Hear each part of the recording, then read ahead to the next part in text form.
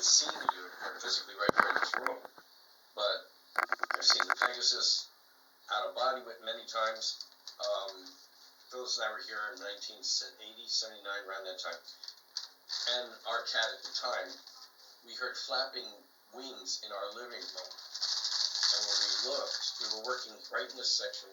We looked, and the cat was following the flying flappy wings of a dragon, like leather flapping. And she's running, watching it flying right about here, not very high up. And it went right past us over our heads. But I could see it. It was a little dragon. And it went into our closet. We have a little entry closet. It goes in the closet. We have the door open. And the cat goes in there. She's going, meow, meow, meow. And she comes back out and looks at us like, meow. But that's one of the times we heard the dragon. I've had another dragon that's a brown dragon right here physically come through too. We talked about, I'm trying to run over things we all talked about. Bigfoot. Phyllis and I saw a close-up of Bigfoot on the side of our car in 1997 going to North Carolina. I sketched very quickly when I got home. This is its eye, this is a nose, this is a mouth. Then I put it together. And it was telepathic. Quickly, this is a sketch. It smiled. Doesn't look like a monkey to me, but these beings, this thing, this critter, this guy, he was over at least 9 feet tall because he was off the highway on the slope of the road and only 4 feet from our car because there was nowhere to pull over if he had a flat tire. And we slowed the car down, and I was on the side, and I put my hands on the windows, and I had a camera, but my intuition told me, don't do it. Don't get anything because it's going to flash. It was about 1 a.m. in the morning. And you could see 4 inches of hair all around it. And so I didn't. But our car at that time, 1987 or something car, Grand Marquis, had lights between the double doors on the middle of the car. And also had lights on the front and the bottom and the back. So if you were crossing a highway, you would be seen by one light, a sliver light, and another light. The light was 11 inches long, about an inch thick, right between the panels of where you would open doors. That light gave off enough light to show his whole face to me and everything. And the hair was just like I drew it here. When Phyllis was driving. So the hair was just around his face, not in his eyes or anything. And he was all bushy, hairy here. And I could only see down to his belly button area because the rest of him was behind the sloping of the ground going downwards. And you could see his chest. He had hair on his chest, but you could also see the chest. Very muscular. And that no-neck appearance with the broad shoulders. He must have been like 5.5, I don't know, big as me. Shoulders really wide. Very benign, very benevolent, kind and sweet. And I said to him telepathically, stay safe. You're beautiful. We love you. And he looked and he followed us as we drove the car and he smiled. So I knew he heard us. That was just one. I've also seen an actual real Rhamphorhynchus, a dinosaur critter. When I was 12 years old going to school where I lived upstate New York was Lake Mahopac. And another thing about that lake is I'd seen a serpent creature in the lake too, like Loch Ness.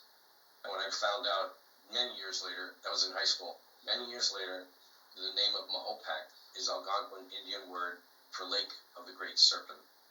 So I talked to Indian friends and they said the only reason they name it a serpent is it looks something like a snake or something like a lizard, but not exactly.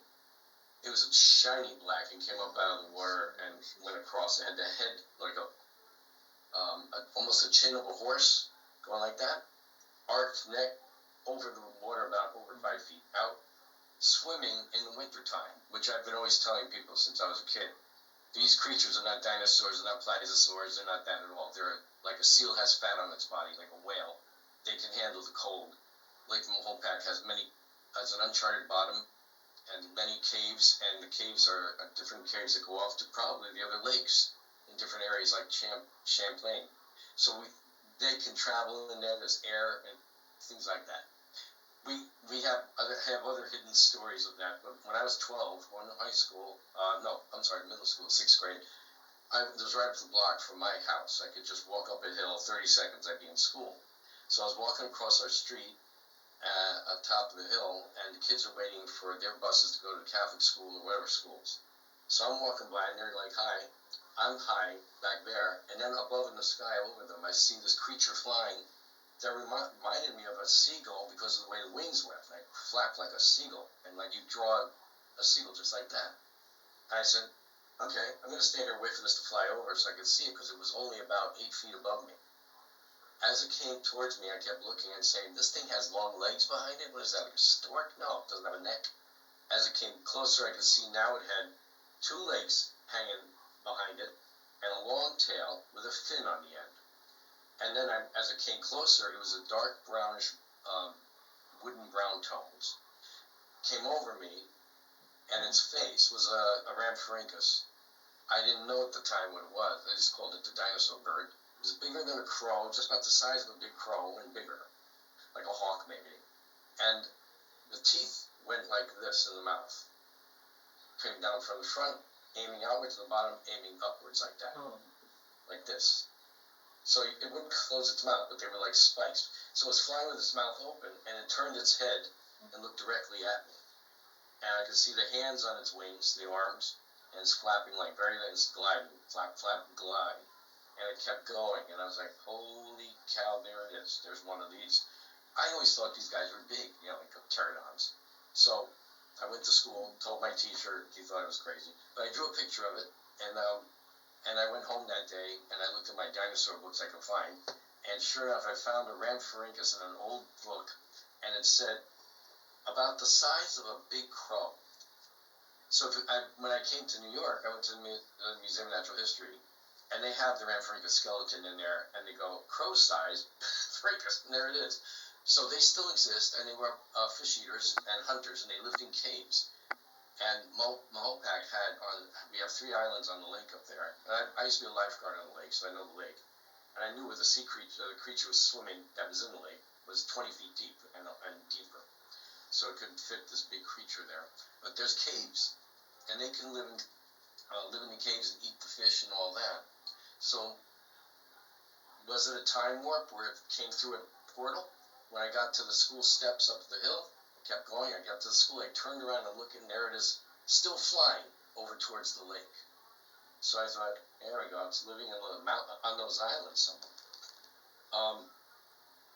Then we have, what else do we have to talk about, guys? We talk about Bigfoot, fairies, nature spirits, angels, of course.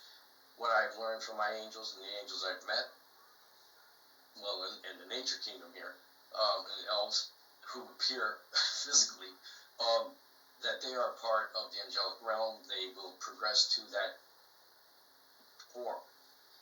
I learned also from the fairies here in Pan as well. I've talked to Pan since 1976, when he appeared to me in the fields upstate, 20 feet plus tall.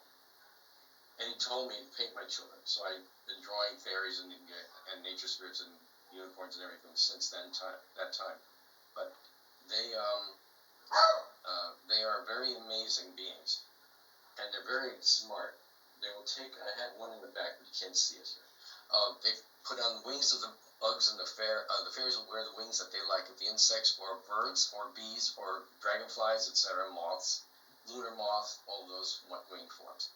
So they don't need the wings. They've told me that. We don't need wings. We do it for decoration. We just have fun. So that's the fairies and dragons, and I could talk about other things, but we won't have time for that, right? Dogman and all those guys. Unfortunately, we don't. No, I miscalculated today, and I apologize. Okay. Next time will be a bit more flowing and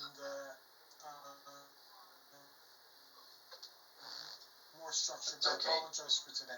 Thank you, Mark. Always a pleasure. And Bigfoot's dimensional. I can identify with a lot of what you're saying, because like you, I'm an encounter-prone individual, and I had a lot of my experiences in the same places in the city where you had yours.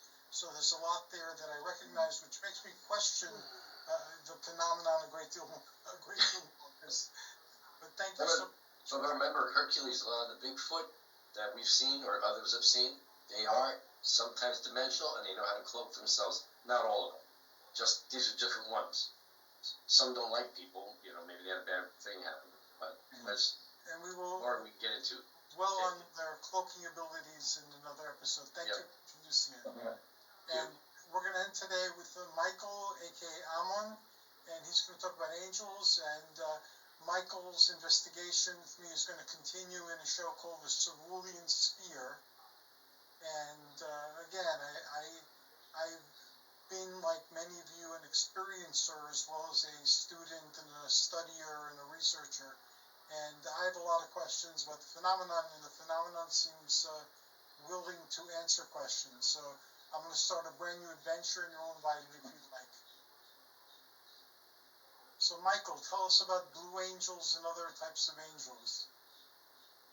Well, hello everybody. It's nice to be. Hi.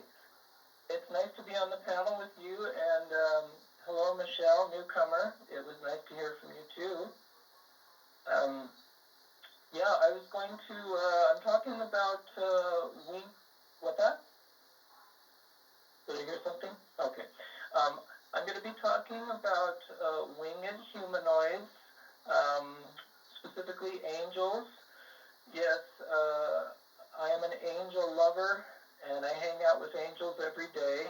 Actually, I have a small chapel in my home that I've set up for interactions, communications with celestial beings, and especially angels.